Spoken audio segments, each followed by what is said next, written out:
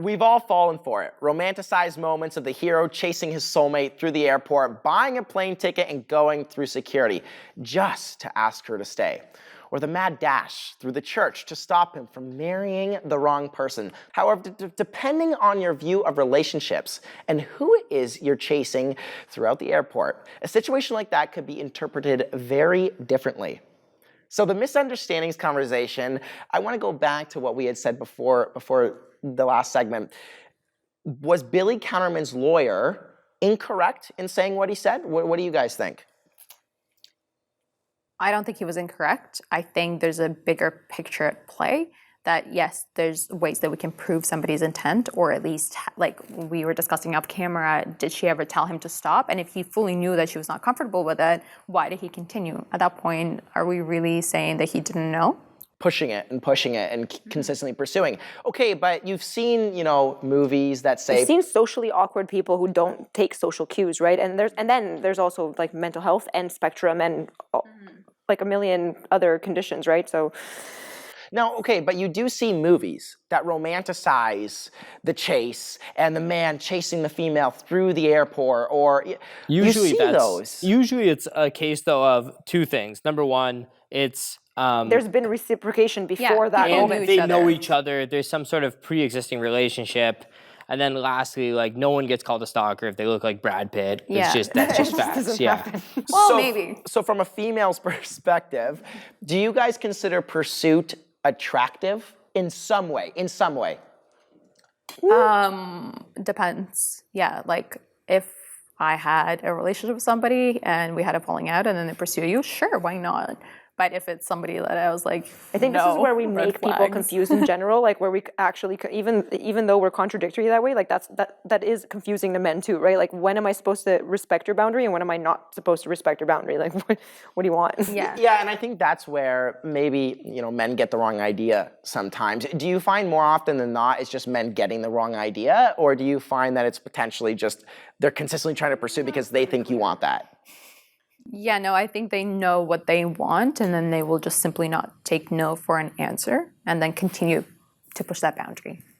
Okay, so in terms of situations like these, are we raised in a way, or are there external sources, not just, because I want to argue that from a man's perspective, I don't think it's something that's innately in all of us to be like that. Yeah. Do you think there are some external sources in the world, like Chris, touch on this a bit, that are pushing us to be a little bit more like this? As in, like, pursuing women? Well, Bianca mentioned the idea of pornography. That's a valid point. Like other sources of why, why men are stalking women. It's not only pornography, but also any media, really. Women are always made to look younger, childlike, more attractive to men, sexualized, and pretty much not only pornography, but movies as well as music videos. Like, it's all around us. So the overall quality of how we should view women is inherently so low that a lot of men just feed into. So on the point of a threat, I'm curious to hear from you guys, and from a man's perspective too. Consider, a woman is stalking you. Do you see the fine line of when you should take action on something? Like, you're not responding, and then, okay, now they're maybe consistently messaging you. Do you respond, or do you call the police right away? Like, what do you do? I wonder how many men actually end up marrying their stalkers because they find it endearing. Like, is that a thing? Potentially. I feel like it comes down to, in both situations, it comes down to this idea of scarcity that these men must have.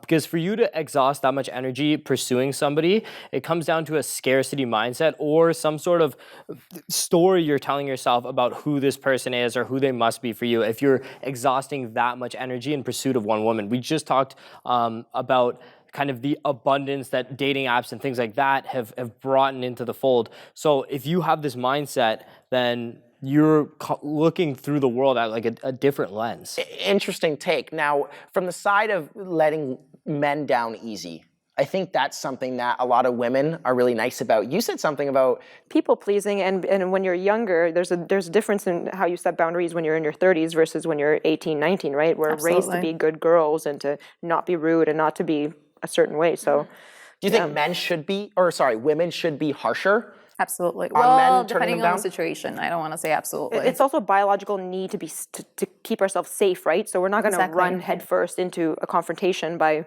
I'm Yeah, if I'm like I would. alone with I'm somebody crazy, in an but- alley at 2 a.m., I'm not going to be the harshest with them. I'd be like, Did you just call me beautiful? You know, it is a valid point. I'm excited to dive a little bit more into it. So when we come back, we'll talk about how we respond to these kind of situations in our own lives and when we know someone dealing with a situation like this.